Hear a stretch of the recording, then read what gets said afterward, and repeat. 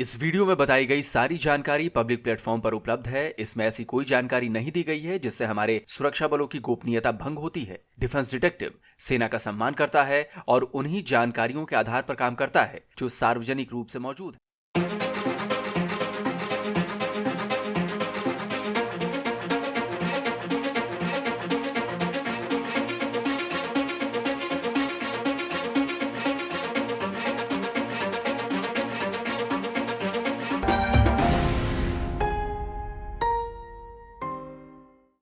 लगता है कंगलुओं का आखिरी वक्त आ गया है। मैं ऐसा इसलिए कह रहा हूं क्योंकि जिस सऊदी अरब से अरबों रुपए ये कंगलादेशी लेते हैं, उसी के प्रिंस मोहम्मद बिन सलमान का सरेआम बांग्लादेश की सड़कों पर अपमान किया जा रहा है। इजरायल और अमेरिका के विरोध का बहाना बनाकर एमबीएस और यूएई के खिलाफ एक माहौल तैयार किया जा रहा है। नमस्कार दोस्तों, डिफेंस डिटेक्टिव के एक और नए एपिसोड में आप सभी का स्वागत है। मैं हूं आलोक। दोस्तों, गाजा और फिलिस्तीन के लिए दुनिया के कई इस्लामिक मुल्कों में प्रोटेस्ट किए जा रहे हैं, विरोध प्रदर्शन किए जा रहे हैं। पाकिस्तान में इजरायल और अमेरिका के खिलाफ, अमेरिका नहीं, इजरायल के खिलाफ जिहाद का ऐलान कर दिया गया और भी कई देशों में किया जा रहा है। लेकिन बांग्लादेश में जो प्रोटेस्ट हो रहा है ना, वो प्रोटेस्ट कुछ अलग है। कहने को तो ये विरोध प्रदर्शन गाजा के लिए किया जा रहा है, फिलिस्तीनियों के लिए किया जा रहा है, लेकिन इसमें इस्लामिक वर्ल्ड के लीडर को, जो मजबूत लीडर है एमबीएस, उसे नीचा दिखाने और उसे चुनौती देने की कोशिश की जा रही है ना। हैरान करने वाली बात, कट्टर इस्लाम की राह पर चल रहे बांग्लादेश में सऊदी अरब के खिलाफ नारे लगाए जा रहे हैं, नारेबाजी की जा रही है। जिस तरह से इजराइल के पीएम बेंजामिन नेतन्याहू का पुतला बनाकर उनके खिलाफ नारेबाजी की जा रही है, ठीक वैसे ही सऊदी अरब के क्राउन प्रिंस मोहम्मद बिन सलमान का भी पुतला बनाया गया है। इतना ही नहीं, बांग्लादेश में हुए प्रदर्शनों में एमबीएस को इजरायली झंडे की तरह दिखने वाली साड़ी पहने भी दिखाया गया है। सवाल उठ रहे हैं कि आखिर क्यों एक मुस्लिम देश उस सऊदी अरब और उसके नेता का विरोध कर रहा है जिसे पूरे मुस्लिम वर्ल्ड का लीडर माना जाता है। असल में पिछले कुछ दिनों से बांग्लादेश में फिलिस्तीन और गाजा के सपोर्ट और इजरायल के खिलाफ प्रोटेस्ट निकाले जा रहे हैं। पिछले हफ्ते ही इजरायल का विरोध करने के नाम पर बांग्लादेश के कई शहरों में इन कट्टरपंथियों ने जबरदस्त उत्पात मचाया था। बाटा, केएफसी, डोमिनोज समेत कई इंटरनेशनल ब्रांड्स के शोरूम में तोड़फोड़ की गई थी और लूटपाट भी की गई थी। इसके बाद भी बांग्लादेश में इजरायल और अमेरिका के खिलाफ रैलियां निकाली जाती रहीं। 12 अप्रैल को ढाका में एक बड़ी रैली का आयोजन किया गया था। इस रैली में 10 लाख लोगों के शामिल होने का दावा किया जा रहा है। रैली के दौरान लोगों ने इजरायल और उससे जुड़े प्रोडक्ट्स के बहिष्कार की शपथ ली। ठीक है, बांग्लादेश नहीं, दुनिया के हर देश में रहने वाले लोगों का यह हक है कि वो इजरायल का पक्ष लें या फिर उसका विरोध करें। वो फिलिस्तीन का पक्ष लें, उसके लिए आवाज उठाएं, इजरायल के मिलिट्री ऑपरेशंस का विरोध करें या इजरायल का सपोर्ट करें, इजरायल के साथ जो हुआ उसको सपोर्ट करें। यह सब उनका अपना मसला है, फैसला है। लेकिन सवाल तब उठते हैं जब ये लोग इजरायल के हमलों को तो बर्बरता बताते हैं और गाजा के आतंकी संगठन के हमलों पर ताली पीटते हैं, अपना सीना चौड़ा करते हैं। सवाल इसलिए भी उठ रहे हैं क्योंकि ढाका में हो रहे विरोध प्रदर्शनों में केवल इजरायल और उसके जिगरी दोस्त अमेरिका का ही विरोध नहीं किया जा रहा है, बल्कि मुस्लिम वर्ल्ड के 2 दिग्गज देश सऊदी अरब और यूएई जो डेवलप हो रहे हैं, उनके खिलाफ नारे बुलंद किए जा रहे हैं। ढाका में लाखों लाख बांग्लादेशी मुसलमान न केवल गाजा के सपोर्ट में बल्कि इजरायल और अमेरिका के विरोध में नारेबाजी कर रहे थे। लेकिन इसी रैली में नेतन्याहू और ट्रंप के पुतलों के साथ साथ सऊदी अरब और यूएई के लीडर्स को भी दिखाया गया था। यह बताने की कोशिश की जा रही थी कि नेतन्याहू और ट्रंप गाजा में नरसंहार कर रहे हैं और गाजा के मुसलमानों की मौत पर सऊदी और यूएई के प्रिंस खुशी से नाच रहे हैं। अमेरिकी प्रेसिडेंट ट्रंप और सऊदी क्राउन प्रिंस एमबीएस के गले में पट्टा बंधा दिखाया गया है, जिसकी कमान इजरायली पीएम के हाथों में दी गई थी। यानी सऊदी अरब के क्राउन प्रिंस एमबीएस का बांग्लादेश में खुलेआम अपमान किया जा रहा है। बांग्लादेश के सोशल मीडिया अकाउंट्स पर भी एंटी सऊदी अरब पोस्ट की भरमार है। एमबीएस की साड़ी पहने तस्वीर को पोस्ट कर उनका मजाक उड़ाया जा रहा है और इसी को लेकर बांग्लादेशियों और सऊदी अरब के लोगों के बीच सोशल मीडिया पर एक जंग सी छिड़ गई है। अपने क्राउन प्रिंस के अपमान पर सऊदी अरब के लोग भड़के हुए हैं। लूसीफर नाम के एक्स अकाउंट होल्डर ने कचरे में डूबे बांग्लादेश की तस्वीरें पोस्ट की और बांग्लादेश को सीवर में रहने वाला तीसरी दुनिया का देश बता दिया। हिजाजिस अरेबियन नाम के एक्स अकाउंट होल्डर ने लिखा है कि इन गंदे लोगों को क्यों हमारे रिलीजन में कन्वर्ट होने दिया गया। फैसल के अकाउंट से पोस्ट किया गया है कि सऊदी अरब को ईस्टर्न एशिया के सभी मुस्लिम देशों को सपोर्ट करना बंद कर देना चाहिए। पोस्ट में आगे लिखा गया है कि सऊदी अरब को बांग्लादेश की किसी भी सूरत में कोई ज़रूरत नहीं है।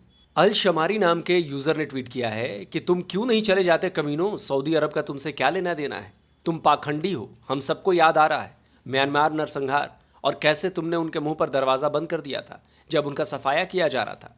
शापित काफिरों, तुम्हारा जिहाद सिर्फ कीबोर्ड पर है। UGT M3E नाम के यूज़र ने लिखा है कि अगर तुम्हें हमसे इतनी ही नफरत है तो हमारे देश आकर काम करना बंद कर दो, कायर पाखंडियों। वहीं 0B98FBCC28 नाम के यूज़र ने तो बांग्लादेशियों की इस हरकत की वजह से यहाँ तक लिख डाला कि मेरे लिए तो यहूदी मुसलमानों से बेहतर हैं। सलाउद्दीन शोएब चौधरी बांग्लादेश के नामी पत्रकार हैं, ब्लिट्स के एडिटर हैं। उन्होंने ट्वीट कर सवाल उठाए हैं, सऊदी क्राउन प्रिंस मोहम्मद बिन सलमान को सार्वजनिक रूप से बदनाम करने के पीछे कौन है? क्या वो चाहते हैं कि रियाद 4.3 मिलियन बांग्लादेशियों और हजारों अवैध रोहिंग्याओं को बाहर निकाल दे? असल में मेन पॉइंट भी यही है। यही असल सवाल है कि आखिर बांग्लादेश में MBS का विरोध किया क्यों जा रहा है? क्या बांग्लादेश के लोग चाहते हैं कि सऊदी अरब इजराइल से जंग कर ले, अपनी फौज भेज दे? क्या बांग्लादेश के कट्टरपंथियों को लगता है कि सऊदी अरब गाजा के नाम पर अमेरिका और इजराइल के खिलाफ हथियार उठा ले? तो वो क्यों नहीं चले जाते, वो क्यों नहीं कर लेते? बांग्लादेश में MBS के खिलाफ हो रहे इन विरोध प्रदर्शनों से साफ है कि बांग्लादेशी MBS को इजराइल का गुलाम बता रहे हैं। वो बता रहे हैं कि अमेरिका की ही तरह सऊदी अरब भी इजराइल के इशारों पर नाच रहा है। लेकिन ऐसा नहीं है। सऊदी अरब ने हमेशा इजराइल का हर स्तर पर विरोध किया है, खुलेआम इंटरनेशनल प्लेटफॉर्म्स पर इजराइल पर नरसंहार के आरोप लगाए, इजराइल के खिलाफ मुस्लिम वर्ल्ड का समिट बुलाया है, गाजा में इजरायली हमलों की निंदा की है। यहां तक कि ट्रंप के गाजा प्लान पर भी सऊदी अरब ने मुखर होकर अपनी असहमति जता दी थी। इतना ही नहीं, सऊदी अरब पिछले कई सालों से गाजा को रिलीफ फंड और रिलीफ मटेरियल्स मुहैया करवा रहा है। अरब न्यूज़ की एक खबर पिछले साल 6 अक्टूबर की है। इस खबर के मुताबिक 2023 अक्टूबर से 2024 अक्टूबर के बीच सऊदी अरब ने गाजा के लिए $185 मिलियन की सीधी मदद मुहैया करवाई है। सऊदी अरब ने कभी गाजा से या फिलिस्तीन से पल्ला नहीं झाड़ा। उसने भी इजराइल और अमेरिका का खुलकर विरोध किया है, पैसे और दूसरे तरीकों से गाजा के लोगों की मदद की है। फिर क्या चाहते हैं ये Bangladeshi?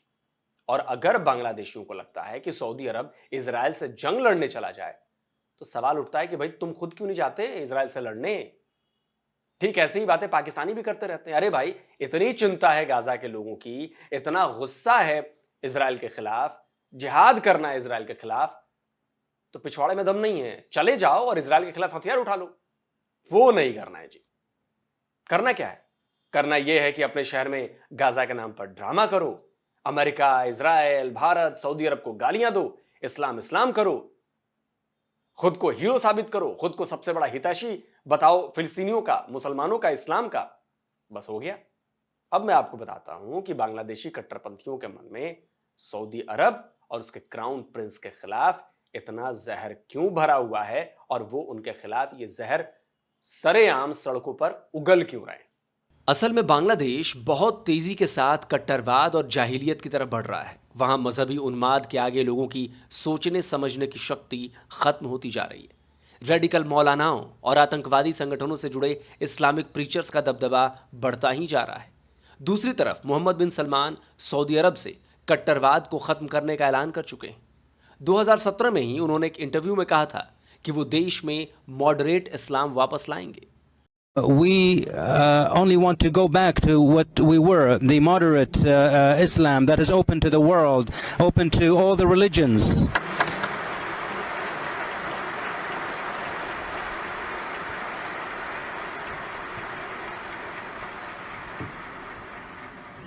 %70 of the Saudi people are less than 30 years old, and quite frankly, we will not waste 30 years of our lives in dealing with extremist ideas. We will destroy them today.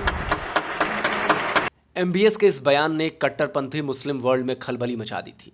तुर्की के प्रेसिडेंट एर्दोगान ने moderate इस्लाम के बयान पर खुलकर विरोध जता दिया था और यहीं से सऊदी अरब को अलग थलग करने की कोशिशें शुरू हो गई थी।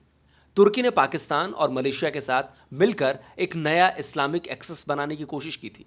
हालांकि बाद में सऊदी अरब के प्रेशर की वजह से पाकिस्तान इस ब्लॉक से पीछे हट गया था। The Kuala Lumpur Summit of 2019.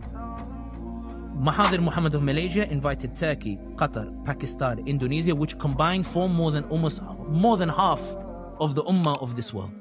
More than 500, 600, more than a billion actually population if you consider Indonesia and then Pakistan. But he invited all those to a summit in Kuala Lumpur. The summit was clear. We are going to challenge Saudi Arabia's leadership of the Muslim world. We're not happy with what bin Salman is doing. Bin Salman panicked to the extent that he calls Imran Khan, and he said, who was prime minister at the time, and says to him, Wallahi alladhi la ilaha illahu, if you go to this Kuala Lumpur summit, I will withdraw my investments from Pakistan, and the Pakistanis who live here sending remittances, I'll kick them out and send them back to Pakistan. Imran Khan pulls out. Saudi Arab ने Muslim brotherhood को भी आतंकी संगठन घोषित किया हुआ है। 2021 में सऊदी अरब ने तबलीगी जमात पर भी पाबंदी लगा दी थी। वहीं बांग्लादेश में खिलाफत के समर्थन में कट्टरपंथी लगातार प्रदर्शन कर रहे हैं। मोहम्मद बिन सलमान ने शरिया लॉ के भी नए सिरे से इंटरप्रिटेशन की बात कही है। सऊदी अरब में हुए पहले स्विम वियर फैशन शो को लेकर भी कट्टरपंथियों ने मोहम्मद बिन सलमान को खूब कोसा था। पिछले साल भारत की minority affairs minister Smriti Irani अपने डेलीगेशन के साथ मदीना गई थी और तब भी इसे लेकर MBS पर सवाल उठाए गए थे। और इन्हीं सब वजहों से मोहम्मद बिन सलमान दुनिया भर के इस्लामिक कट्टरपंथियों की नज़र में कांटे की तरह खटक रहे हैं। वो उन्हें गैर इस्लामिक करार देने के हर हथकंडे अपना रहे हैं और इन सब में पाकिस्तानी और बांग्लादेशी रेडिकल सबसे आगे हैं। अब आप ये समझिए कि बांग्लादेश सऊदी अरब का तब विरोध कर रहा है जबकि वो सऊदी अरब के आगे हमेशा हाथ पसारे रहता है। उसे फंड से लेकर हर दूसरी तरह की तमाम जो मददें होती हैं वो सऊदी अरब से बांग्लादेश लेता है। सऊदी अरब की पॉपुलेशन में केवल 55.6% सऊदी अरब के मूल निवासी हैं, जबकि 44.4% बाहरी हैं। और देखिए 2025 के इस डेटा के मुताबिक दूसरे देश के लोगों में सबसे पहले नंबर पर बांग्लादेशी ही हैं। सऊदी अरब में 2.59 मिलियन बांग्लादेशी रहते हैं, वहाँ काम करते हैं। हर साल ये बांग्लादेशी $5 बिलियन का रेमिटेंस सऊदी अरब से बांग्लादेश भेजते हैं। सऊदी अरब बांग्लादेश को कई तरह के फंड्स भी देता है। यूरेशिया रिव्यू के मुताबिक साल 2023 में सऊदी अरब ने बांग्लादेश को $533.23 मिलियन का लोन असिस्टेंस दिया था। इसके अलावा $106.38 मिलियन का ग्रांट भी इंफ्रास्ट्रक्चर डेवलपमेंट के लिए मुहैया कराया गया था। पिछले साल चीफ एडवाइजर बनने के बाद मोहम्मद यूनुस ने सऊदी अरब के एम्बेसडर से मुलाकात कर मदद की गुहार भी लगाई थी। और ये देखिए, ये 10 अप्रैल की खबर है। बांग्लादेश सऊदी अरब के साथ अपने संबंधों को और मजबूत करने के लिए बातचीत कर रहा है। बांग्लादेश को मालूम है कि मुस्लिम देश होने के नाम पर ही वो सऊदी अरब से करोड़ों की रकम ऐंठ सकता है। एक तरफ बांग्लादेशी जो हैं वो सऊदी अरब से ट्रेड से लेकर लोन तक में मदद चाहते हैं, उसके आगे हाथ पसारे बैठे हैं, तो दूसरी तरफ वो सऊदी प्रिंस के खिलाफ प्रोटेस्ट कर रहे हैं, उनको सरेआम बेइज्जत कर रहे हैं, उसे इजराइल का पालतू बता रहे हैं। इसे ही कहते हैं ना, जिस थाली में खाना उसी में छेद करना। वैसे बांग्लादेशी तो इसमें एक्सपर्ट है। भारत के साथ भी तो बांग्लादेश यही कर रहा है ना। भारत का खाया और फिर भारत की पीठ में छुरा घोंप दिया अभी। हालांकि भारत ने भी बांग्लादेश के कान के नीचे कस के बजाया है। ऐसा बजाया है कि झंझनाहट जो है वो मोहम्मद यूनुस को सोने नहीं दे रही होगी। और अभी ये शुरुआत है, अभी और थप्पड़ लगने हैं। तो कल को सऊदी अरब भी यूनुस को वैसा ही थप्पड़ जड़ दे तो कोई बड़ी बात नहीं होगी, क्योंकि मोहम्मद बिन सलमान के पास बांग्लादेश में उनके खिलाफ किए जा रहे विरोध प्रदर्शन की खबरें तो काफी पहले पहुंच चुकी हैं। और रही सही कसर हम पूरी कर देते हैं। तो भैया इस वीडियो को भी सऊदी अरब तक पहुंचाना है, उनकी अथॉरिटीज तक पहुंचाना है कि देखो ये कंगलू देश वाले क्या कर रहे हैं।